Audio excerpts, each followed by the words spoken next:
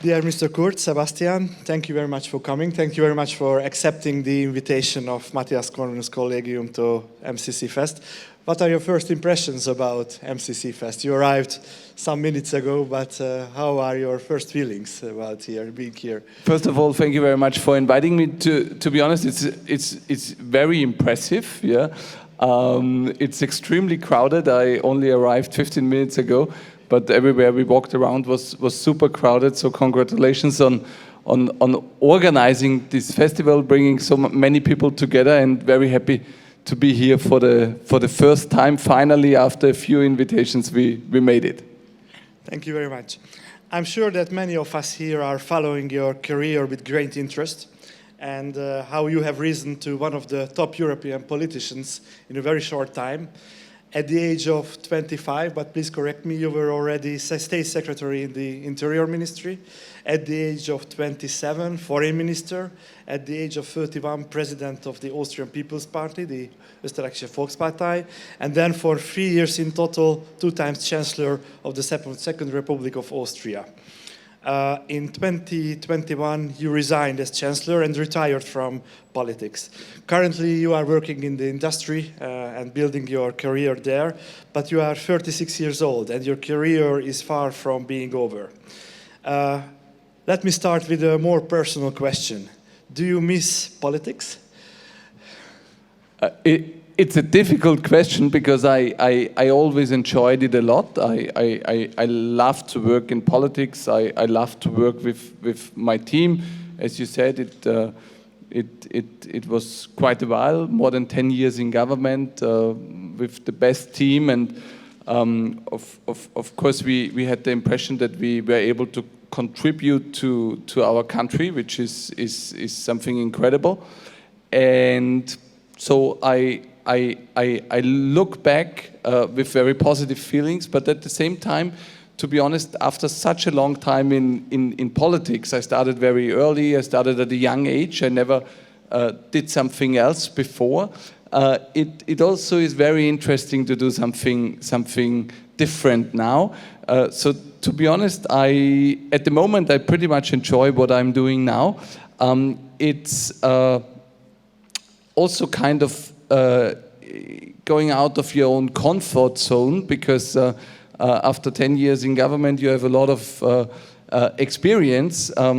Being the first year in the private sector is something totally different, and of course I'm thankful for the experience from the political sector, but I'm quite new in the private sector. So it's both. It's a good learning curve at the moment, but also giving up a bit their own comfort zone, which is, I think, quite good at this part of time. And what was the best and what was the worst being a politician? I think the worst is probably that you are always in a kind of internal political fight, and that especially if you are leading a government, every single day you get reminded that it doesn't matter what you do, there will always be criticism, not because what you do is wrong or bad, but just because of the fact that other politicians and parties are not happy that you are in this position and not they are. So that's probably kind of the downside of our democratic system, and that by far the best is that you can work for your country, for the people, that you can contribute, that you can do small steps in the right direction, and this is definitely something that feels very good. You've been part of both a coalition with a right-wing party and a left-wing party. Which one was easier to go on with? Easier is an easy question, yeah. So it was definitely easier to work together with the far-right party, because I think there was more overlap on many issues. So in this coalition, we were able to do a lot of reforms. We tried to cut red tape, we changed the labor law, we reduced the taxes, created a more family-friendly tax system in Austria. So we were able to do a lot in in a short period of time. With the Green Party, it was definitely a bit more difficult. And of course, in this coalition, the main issue was the fight against the pandemic. So this was our main focus in these years. But to be honest, I would summarize that every coalition has its upsides and its downsides. It's difficult to answer because no matter which coalition partner you have, there will always be more positive and also more negative aspects. We were discussing that you came to politics at a very young age, and you came to politics, to international politics, in a very young age. So you dealt with politicians who are 20, sometimes 30 years older than you. How was your experience? Is it an advantage or a disadvantage for you? Was it an advantage or disadvantage for you to be so young and sit on the same table with Chancellor Merkel or Ursula von der Leyen or Emmanuel Macron? So I would say when I started in government at the age of 24, the age was definitely a disadvantage because there was a huge media coverage against me. It was extremely difficult to start at such a young age. And so I would say at the beginning, the age was a disadvantage. When I became foreign minister a few years later, I had the expectation that the young age would be a disadvantage, but it was the other way around. Austria is a small country, and because of my young age, there was a lot of interest. So there were many foreign ministers from huge countries who said, look, this guy is half my age. I would like to meet him. Yeah, don't know a lot about Austria, but I would like to meet him. So it was probably at the beginning as foreign minister, it was an advantage. And then when I took over the party, I think at this time it doesn't matter if you are young or older or male or female. It's the question if you have the support of the people, if you get elected or not. And the age is not relevant for this question. What have you learned from European politicians who are much older than you? Do you have special memories about some of them, or do you have very good memories and experience with some of them? Who do you admire the most? No, I work together extremely well with many at the European level, and I would say that of course for me it was always interesting to work together with those who had a lot of experience. So I always enjoyed it when there were debates in the European Council between Viktor Orbán, Angela Merkel, Mark Rutte, so those who were able to say something about how it was 10 or 20 years ago, or when Viktor Orbán was the first time prime minister. So especially if you're young, this is extremely interesting because it's an experience you can't have yourself. And so I always enjoyed listening to stories from the past and how it was in the probably good old days. As a foreign minister, you were one of the first European politicians to express criticism against the influx during the 2015 migration crisis and played a role in closing the Balkan route. How do you look back on that time? This was a super difficult time, and I will never forget how tough it was to fight against illegal migration in these days. In 2015, the migrants who came illegally to Austria were welcomed. There were welcome refugee signs everywhere. And I was among the first politicians who said that it will be extremely difficult to integrate all these people and that we should stop the flow of illegal migrants and that we should decide who is allowed to come to Austria and not the smugglers should decide, which was extremely unpopular in these days. So I was hugely criticized. I always had the impression that my position was quite rational and not aggressive or racist, but of course many tried to put me in a corner where I didn't want to be, and I thought it was pretty unfair. In the last few years, I would say the opinion totally changed. Yeah, all those or many of those who criticized this position 5 years ago, or 7 years ago, or 8 years ago, now support this position, and many of them even use the same terms and the same wordings like we had in these days. So I would say the public debate changed a lot, which is good. The mindset of most politicians in Europe changed a lot, but I think it's still important that there is also action and not only nice words, because the number of illegal immigrants coming to Europe is still high. It's not as high as in 2015, but it's still a problem. The external border is still not very secure. Smugglers are still earning a lot of money. There are still people dying on their way to Europe. So I think there's still a lot of work to do. And I think that the system, like we have it, is still not functional. So there has to be a change of system on a European level. But I'm happy that the approach of many politicians has changed, that it's now much easier to have these positions than it was in the past. And I'm pretty thankful that we work together very well with Hungary and many Eastern European friends in these days, with Viktor Orbán, with Péter Szijjártó and many others. How was the work with Viktor Orbán and Péter Szijjártó in those days? I was foreign minister in these days, so I worked together with Péter Szijjártó, and it was an excellent cooperation.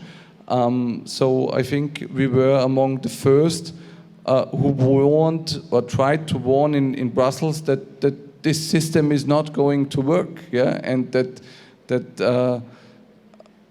countries, and especially the European Union as a whole, has to decide who is allowed to live here, and not the smugglers should take these decisions, which was controversial in these days, and is, thanks God, much more mainstream today. Probably it is one of the reasons of the dividedness in Europe, because there are countries, the former communist countries, where there is basically no migration background population in the country, and there are countries just like Austria and Germany and France, where you have big populations with migration backgrounds who are now citizens or mainly citizens of your countries, and to find a proper united European solution in this question is very difficult. Do you think, is it necessary to have a united European decision in this, or can it be possible that Poland or Slovakia or Hungary have a different opinion about this question? No, I think it's important to have both. Yeah, of course you have a rule-based system on a European level, because there is Schengen and there's the Dublin system, so there's always the need to have a system for the European Union. But of course, I think on the other hand, there should be a lot of room for countries to decide for themselves what is good for them and what not. And as you said, you can't compare Hungary to Austria. Austria is extremely diverse. We had a lot of migration. We have a very with a lot of diversity, and we have many people who came to our country and integrated extremely well. And of course, many of them also contributed a lot to our economic success. But there's a big difference. There's a big difference between people who come legally to work in a country and to contribute, and people who come illegally, probably don't get a positive asylum decision and can't and do not contribute to the society. So I think it's, if we talk about migration, it's extremely important to distinguish between legal migration and illegal migration, between people who come for work or people who come as refugees. So it's not all the same. Yeah. How do you see the relationship between Hungary and Austria? How was your experience, for example, working together with Viktor Orbán and with the Hungarian government when you were chancellor? No, I think that there is a pretty good relationship between Austria and Hungary now, and there was always a good relationship in the past. Of course, Austria was and is not a member of the Visegrad Group, but we always had close contacts to our eastern neighbors, also close contact to the Visegrad Group. And I think for Austria, it has always been good to be kind of a bridge between the East and the West, and to use our geographic position as a bridge builder sometimes. So I can't complain about the relationship between our two countries. I think it's pretty good, and I think it's good for both sides to have economic exchange of people. That's how it should be. We are both members, so both countries are members of the European Union. When we entered, Hungary entered 2004, Austria in the 90s. That was a very much different European Union and a very much different Europe. Since the migration crisis and then the COVID crisis and more recently the Russia-Ukraine war showed probably a lack of shared vision in the European Union. And also, if we look on the global map, the US, the rising of Asia, so the global map is also changing. What will be the future role of Europe in the global world? And there is the discussion about that Europe is declining, Europe is losing its power. Do you see this problem? Is it a real problem, you think? I think the main goal has to be economic success. So economic success is the basis for jobs, is the basis for wealth, for good living conditions, is the basis to pay our systems, no matter if it's schools, hospitals, rents, or whatever. So I think from my perspective, economic success and staying competitive has to be the main goal for the European Union. As you said, many countries are performing extremely well, and of course there is a shift going on a global level, and so it's not. Isn't it a danger for Europe, for the success of Europe, or for the role that Europe played in the recent centuries? Well, I think things are changing. That's a reality, and it's not a given that Europe is wealthy and that it's the best place to live. So without hard work, it will not stay like this. And I think that trying to stay competitive, it has to be the main goal for the European Union. Also, I think it has to be the main goal because I think for us, living in democracies and living in the Western world, it is important that our systems stay attractive. And without economic success, without good living conditions, it will be extremely difficult that our systems are more attractive than others. So I think from my perspective, especially if people compare between China or the Middle East or Europe or the US, I think the only way that our system stays attractive to people is if we manage to live peacefully together, but also economically successful. If we stay on the European ground, the European Commission is withholding substantial funds from Poland and Hungary because their governments are pursuing policies that are not to the liking of the mainstreams in Brussels. We in Hungary, we often have the feeling that there is political pressure on a country. If it's not working, there comes legal pressure, different procedures, and then a financial pressure. What do you think about this? Is this method helping the European Union? Well, first of all, I think it's important to have rules for the European Union and how to work together. Second, I learned in my days as foreign minister, and to be honest, I didn't know it in the same sense before, but I learned how diverse the European Union still is. The slogan of the European Union has always been united in diversity.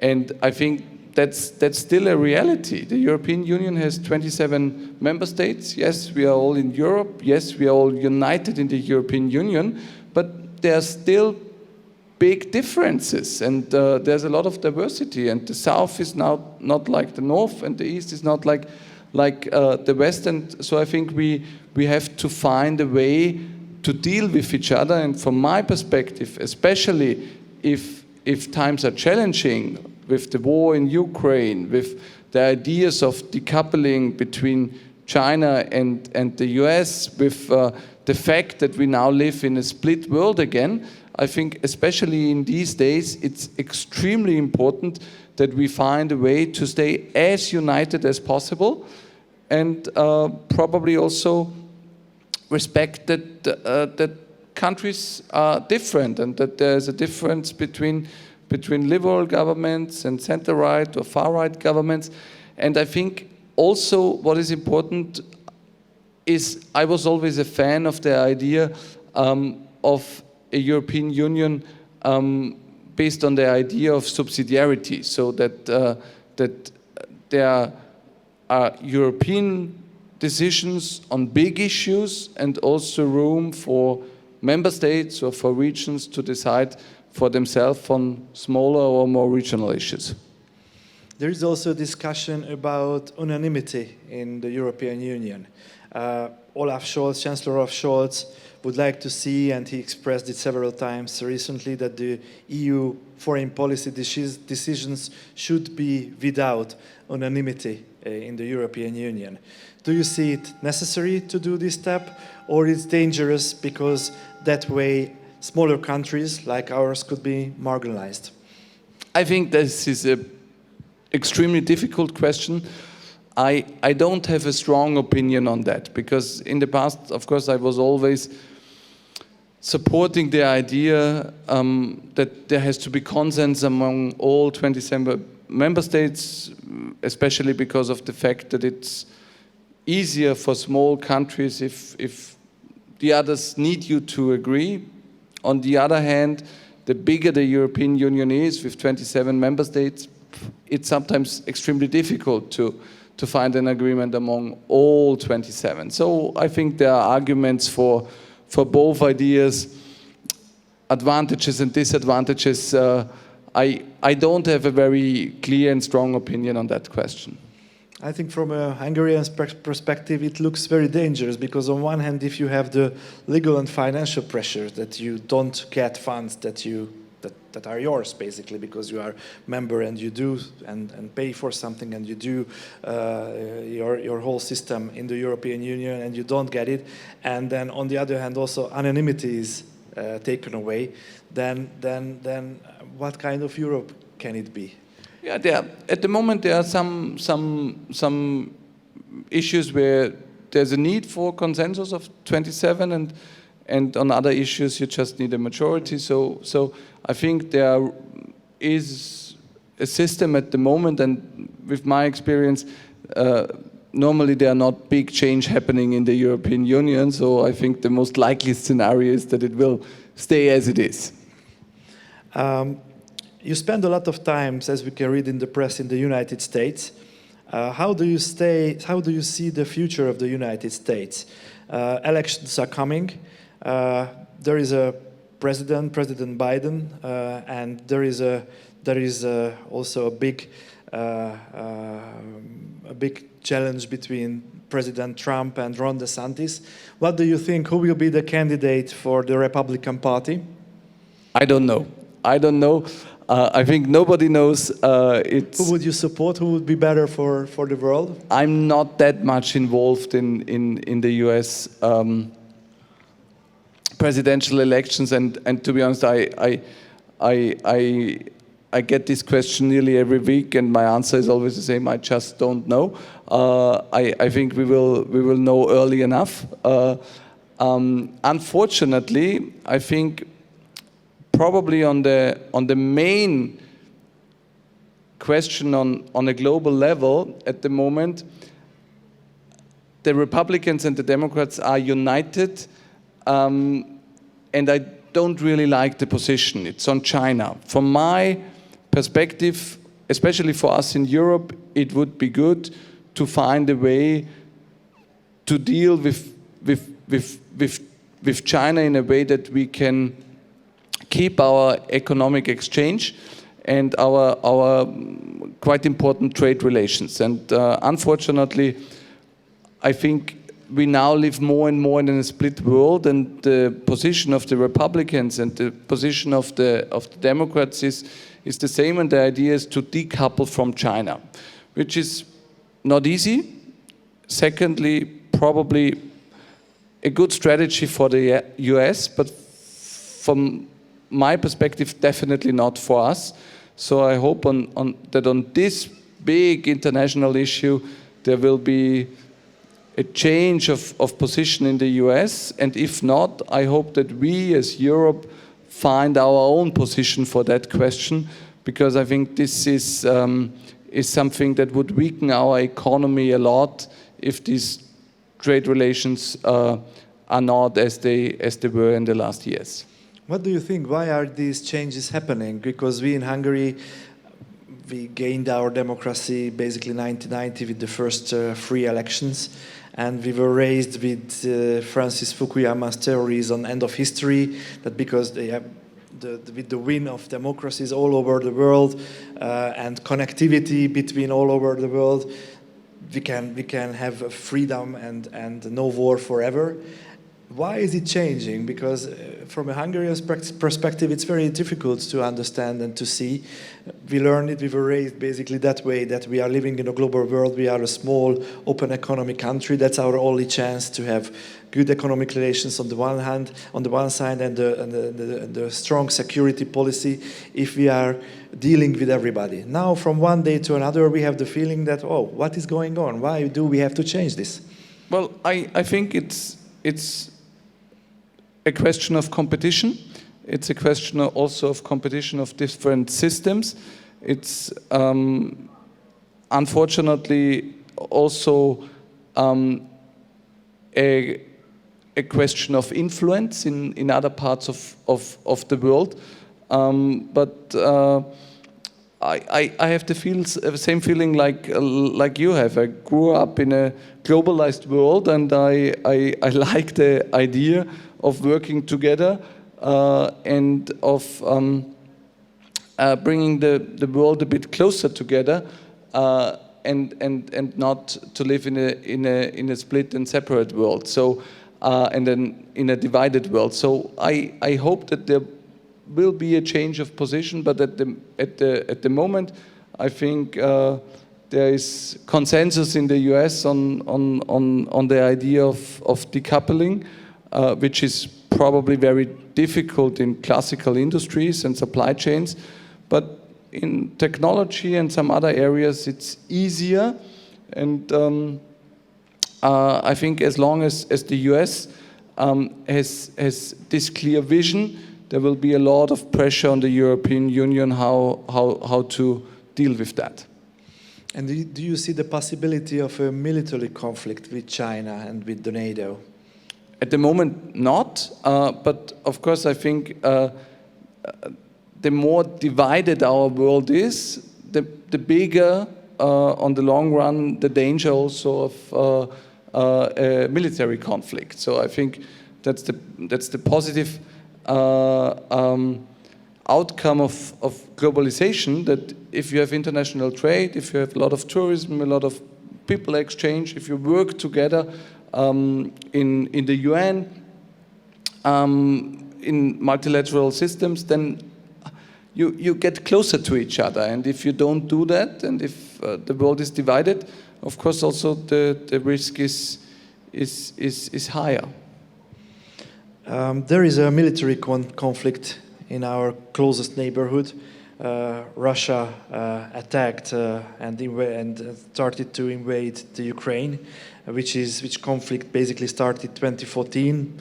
It was stopped with the Crimea crisis, but after that Russia decided and attacked Ukraine 1.5 years ago. How do you see this conflict? What is your opinion about this?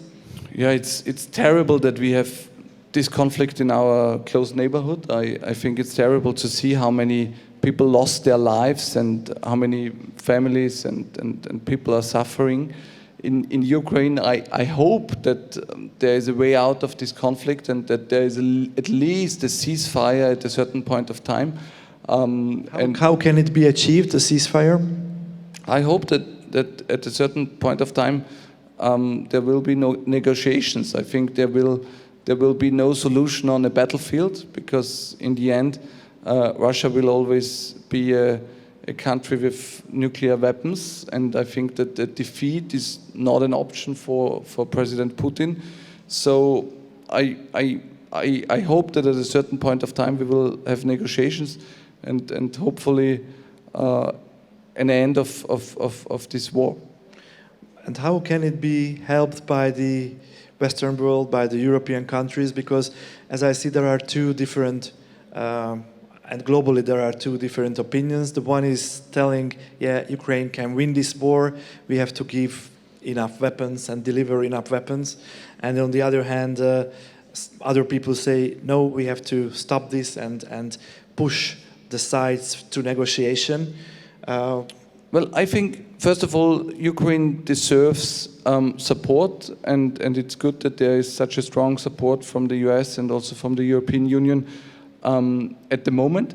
And secondly, I think, yes, at a certain point of time, I hope that there will be negotiations, and I'm very happy that also other players outside of Europe, like leaders from the Middle East, for example, tried to push President Putin to end this war. And I hope that there will be a way out. Middle East, you are also an honorary advisor at the Abraham Accords Peace Institute, which advocates for strengthening the relations between Israel and the Arab world.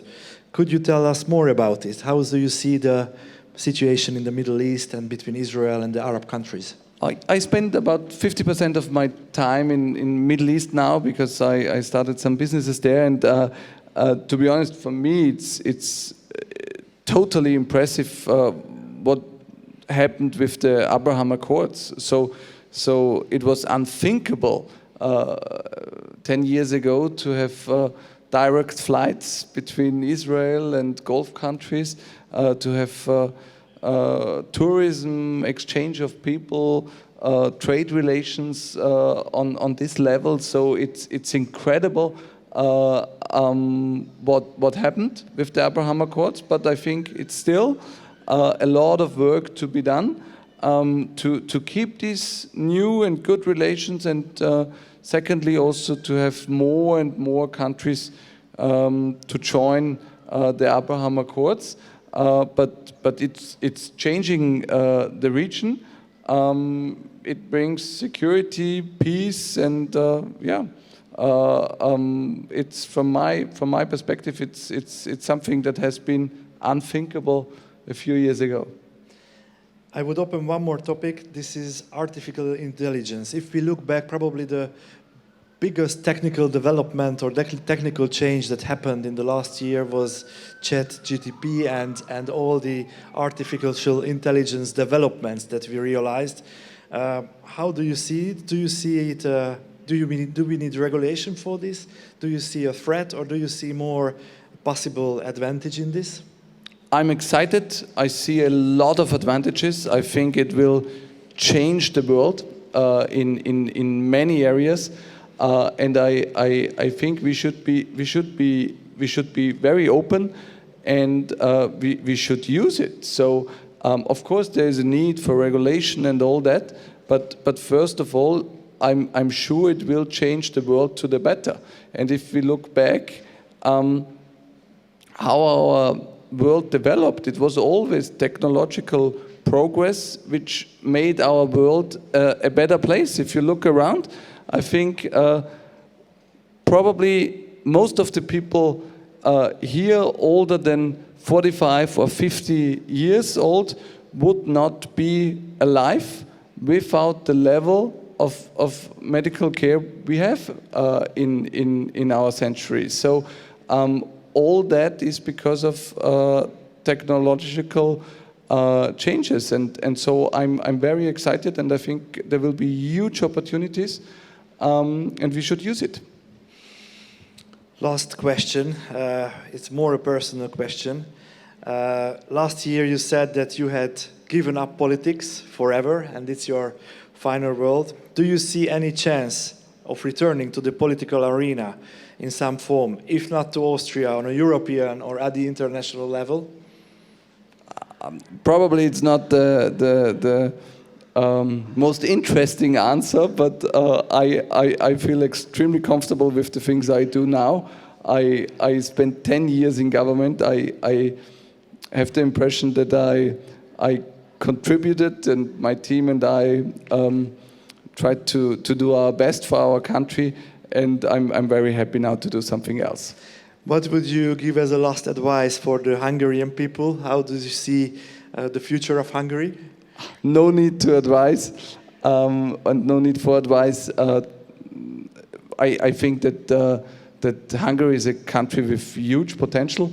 I have a lot of friends here. I know a lot of extremely talented young people. So I'm very optimistic. I think if societies manage it to work hard and to try hard to be economically successful, there's huge potential everywhere, and I have the impression that the Hungarian economy has been growing extremely well in the last 10 years, and I think there's still a lot of potential. Mr. Chancellor, thank you very much. Thank you very much for the conversation, and I'm very happy that you stay with us and enjoy MCC Feszt. Thank you very much for inviting me.